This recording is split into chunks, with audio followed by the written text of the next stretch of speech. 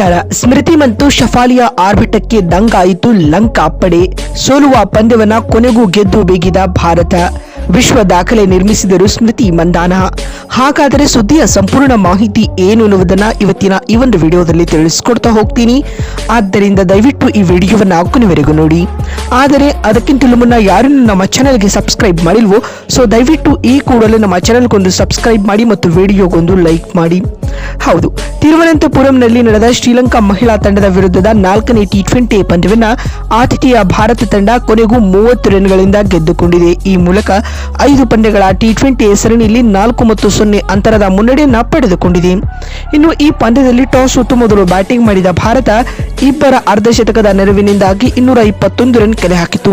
ಈ ಗುರಿಯನ್ನ ಬೆನ್ನಟ್ಟಿದಂತಹ ಶ್ರೀಲಂಕಾ 191 ರನ್ ಕಲೆ ಹಾಕಲಷ್ಟೇ ಶಕ್ತವಾಯಿತು. ಈ ಮೂಲಕ 4ನೇ ಸೋಲಿಗೆ ಕೊರಳೊಡ್ಡಿತು. ಸ್ನೇಹಿತರೆ, ಟೀಂ ಇಂಡಿಯಾದ ಗೆಲುವಿನಲ್ಲಿ ಸ್ಮೃತಿ ಮಂದಾನ, ಶಫಾಲಿ ವರ್ಮಾ ಪ್ರಮುಖ ಪಾತ್ರ ವಹಿಸಿದರು.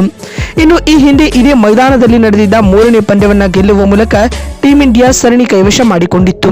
ಡಿಸೆಂಬರ್ 28ರ ಭಾನುವಾರದಂದು ನಡೆದ 4ನೇ T20 ಪಂದ್ಯದಲ್ಲಿ ಟೀಂ ಇಂಡಿಯಾ ಸರಣಿಯಲ್ಲಿ ಮೊದಲ ಬಾರಿಗೆ ಮೊದಲು ಬ್ಯಾಟ್ ಮಾಡಿ ದಾಖಲೆಯ ಮೊತ್ತವನ್ನ ಕಲೆ ಹಾಕಿತು. ಹಿಂದಿನ 3 ಪಂದ್ಯಗಳಲ್ಲಿ ಸೈಲೆಂಟ್ ಆಗಿದ್ದ ಉಪನಾಯಕಿ ಸ್ಮೃತಿ ಮಂದಾನ ಅಂತಿಮವಾಗಿ 80 ರನ್ ಗಳಿಸುವ ಮೂಲಕ ತಮ್ಮ ಉಪಸ್ಥಿತಿಯನ್ನ ಸಾಬೀತುಪಡಿಸಿದರು. ಈ ಮಧ್ಯೆ ಶಫಾಲಿ ವರ್ಮಾ 79 ರನ್ ಗಳಿಸಿ ಸತತ 3ನೇ ಪಂದ್ಯದಲ್ಲಿಯೂ ಅರ್ಧಶತಕವನ್ನ ದಾಖಲಿಸಿದರು. ಸ್ನೇಹಿತರೆ, ಸ್ಮೃತಿ ಮಂದಾನ ಹಾಗೂ ಶಫಾಲಿ ವರ್ಮಾ ಮೊದಲ ವಿಕೆಟ್ಗೆ 15.2 ಓವರ್ಗಳಲ್ಲಿ 162 ರನ್ಗಳ ಅದ್ಭುತ ಜೊತೆಯಾಟವನ್ನು ನಡೆಸುವ ಮೂಲಕ ಲಂಕಾ ತಂಡಕ್ಕೆ ಶಾಕ್ ನೀಡಿದರು. ಇವರಿಬ್ಬರ ಬಳಿಕ 3ನೇ ಸ್ಥಾನಕ್ಕೆ ಬಡ್ತಿ ಪಡೆದು ಬಂದ ರಿಚಾ ಘೋಷ್ ಕೂಡ ಸಿಡಿಲಬ್ಬರದ ಬ್ಯಾಟಿಂಗ್ ಪ್ರದರ್ಶಿಸಿ ಕೇವಲ 16 ಎಸೆತಗಳಲ್ಲಿ 40 ರನ್ ಬಾರಿಸಿದರು. ಈ 3 ಬ್ಯಾಟಿಂಗ್ ನಿಂದಾಗಿ ಟೀಂ ಇಂಡಿಯಾ T20 ಕ್ರಿಕೆಟ್ನಲ್ಲಿ ತನ್ನ ಅತ್ಯಧಿಕ ಮೊತ್ತವನ್ನ ದಾಖಲಿಸಿತ್ತು. ಸ್ನೇಹಿತರೆ, ಇನ್ನು ಈ ಮೂಲಕ ಸ್ಮೃತಿ ಮಂದಾನ ಇಂದಿನ ಪಂದ್ಯದಲ್ಲಿ 70 ರನ್ ಗಳಿಸುವುದರೊಂದಿಗೆ ಅತಿ ವೇಗವಾಗಿ 10,000 ರನ್ ಪೂರೈಸಿದ ಮಹಿಳಾ ಬ್ಯಾಟರ್ ಎಂಬ ವಿಶ್ವ ದಾಖಲೆಯನ್ನ ಕೂಡ ನಿರ್ಮಿಸಿದ್ದಾರೆ. ಸ್ನೇಹಿತರೆ,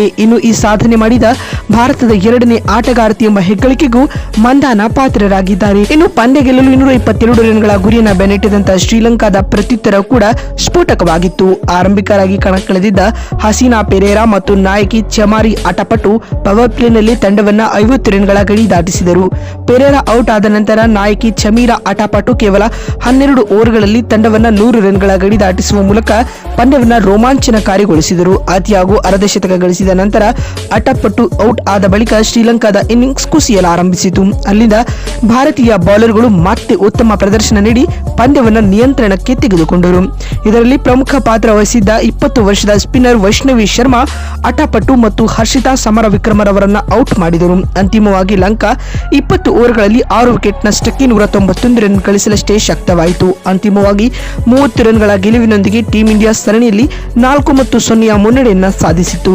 ಟೀಂ ಇಂಡಿಯಾ ತಂಡದ ಪರ ವೈಷ್ಣವಿ 4 ಓವರ್ಗಳಲ್ಲಿ 2 ವಿಕೆಟ್ ಪಡೆದು ಮಿಂಚಿದೆ. ಮತ್ತೊಂದು ವಿಡಿಯೋದಲ್ಲಿ ಸಿಗ್ತೀನಿ. Thanks for watching.